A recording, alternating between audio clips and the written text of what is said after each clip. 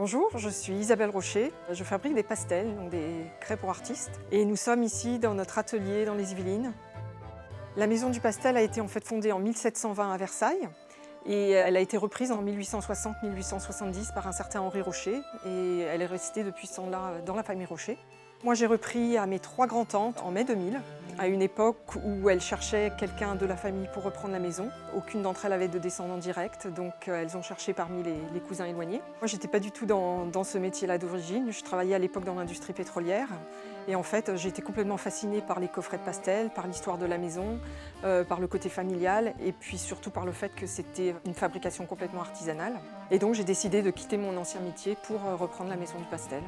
Quand j'ai repris, en fait, presque tout était à refaire parce que mes grands-tantes étaient très âgées. Elles n'avaient pas fabriqué depuis une quinzaine d'années. Elles avaient plus beaucoup de clients.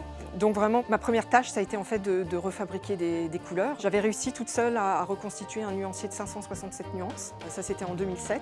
À l'époque, je gagnais toujours pas ma vie avec l'activité. Donc j'ai consacré en fait les 3 années qui suivaient à essayer de développer l'entreprise et la faire connaître.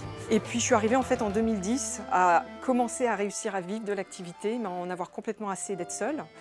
Et j'ai eu la chance qu'en janvier 2010, une jeune américaine m'écrive. À l'époque, elle cherchait quelque chose à faire pendant l'été. Elle rêvait en fait de venir travailler à l'atelier.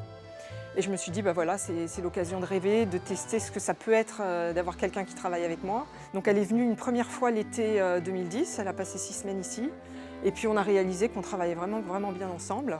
Elle a osé m'avouer cet été-là qu'elle espérait un jour travailler avec moi. Mais bon, à l'époque, c'était encore trop lourd sur mes épaules d'embaucher quelqu'un. Donc elle est revenue en stage l'hiver suivant. Et en fait, entre-temps, j'ai réalisé que j'avais plus envie de faire sans elle. En fait, qu'elle m'apportait tellement que j'avais envie qu'elle vienne travailler avec moi. Donc elle est avec moi concrètement à plein temps depuis juin 2011. Et depuis, on est parti en fait de la survie de l'entreprise à vraiment la faire vivre. Donc on a relancé la création de nouvelles couleurs. Là, quand elle est arrivée, on avait 567 nuances.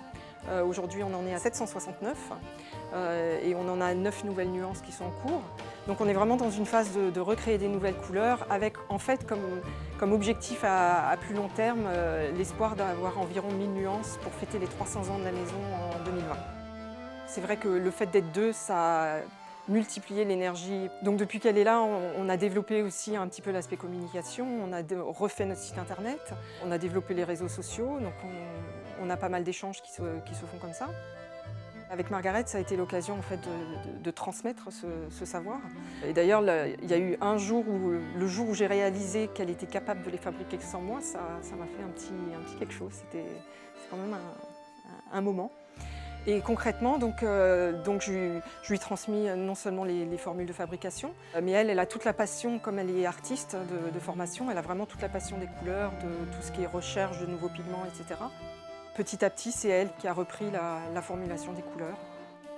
Pour l'avenir, l'idée, c'est petit à petit de développer et d'avoir quelque chose de supplémentaire, enfin d'un peu plus construit, à transmettre à la génération d'après. C'est vraiment aujourd'hui de faire vivre la maison et de continuer à la faire développer pour qu'elle reprenne un petit peu toute la vie et tout ce qui a fait sa réputation au siècle dernier.